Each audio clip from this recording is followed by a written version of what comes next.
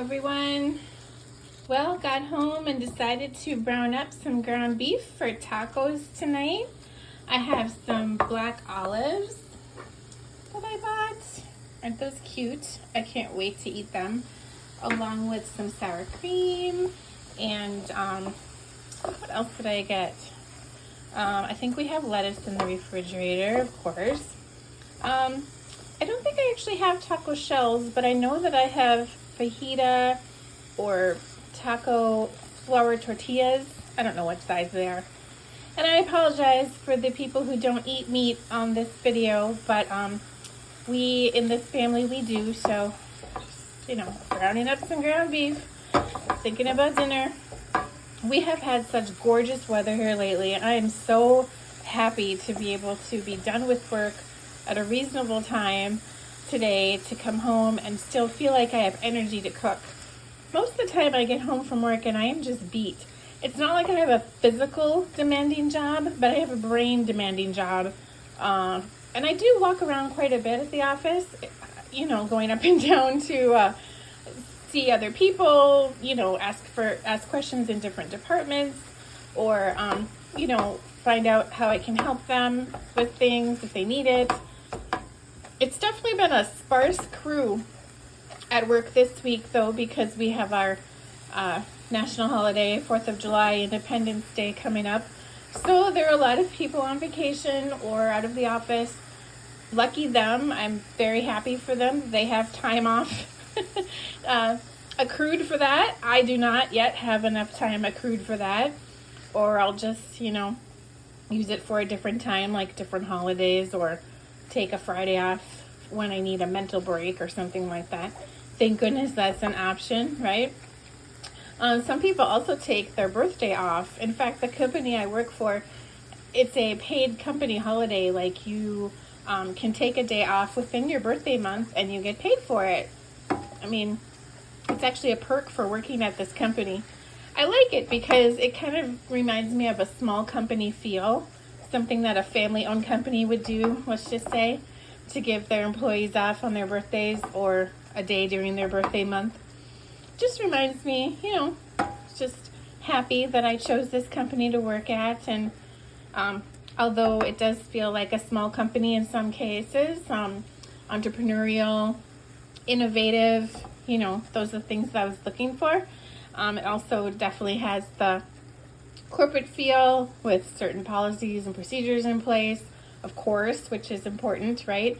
At the same time, that can add up to a little bit of bureaucracy and, red tape and all that stuff when you're trying to get things done quickly. But, I also have to have those,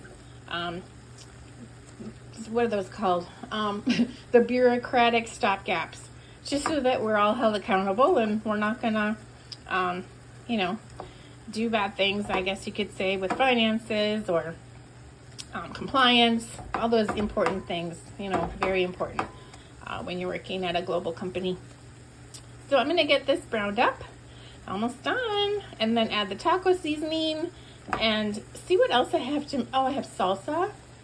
Oh, darn it. I had a jalapeno from my garden, but we ate that already. So I can't put that on top of the tacos, but I think I could, we have some Doritos and I have some Catalina dressing. And I learned a long time ago when my kids were younger, really, really small, there was a woman that I met who, her name was Wendy. And Wendy had twin boys at the time I met her. And she said, have you ever had Catalina tacos before? And I said, no, I don't know what you're talking about. Oh, I'm sorry. It's not Catalina tacos. It's Western tacos. I have Catalina dressing on the brain from my Catalina chicken recipe I had done. If you're new here, check it out in the YouTube channel menu, I guess you could say, my Catalina chicken recipe. Anyway, no, the dressing is Western dressing. So Wendy, my friend at the time, gave me this recipe. All you basically do is make tacos, season them up, and then add Western dressing to the to the Doritos. I kid you not, it's like a taste sensation. Some of these ideas that I've been given or learned about when my kids were little are just fascinating to me, that people you know, have thought of these really neat ideas for dinners. And spaghetti pie, something I'd never heard of before. The Western Dorito tacos, you know, there must be a name for that. That's just how I know them to be. Anyway, we're gonna come right back. Okay, I'm back. Hey Smiley Spoon, yeah! I had a memory from college. It's kind of funny. I feel like I remember this every time I make ground beef. So Anne, if you're watching this, shout out to you. I don't know if you remember this when we were living together after college and you had asked me if I was okay with the hamburger still being a little bit pink before you added the taco seasoning. You said that your mom suggested that you ask that question because not everybody likes to have the taco seasoning added until the hamburger is fully cooked. And I was like, you know, considering the way I grew up, my mom would fully cook everything. I literally don't remember ever having medium rare or well done hamburgers with any pink in them.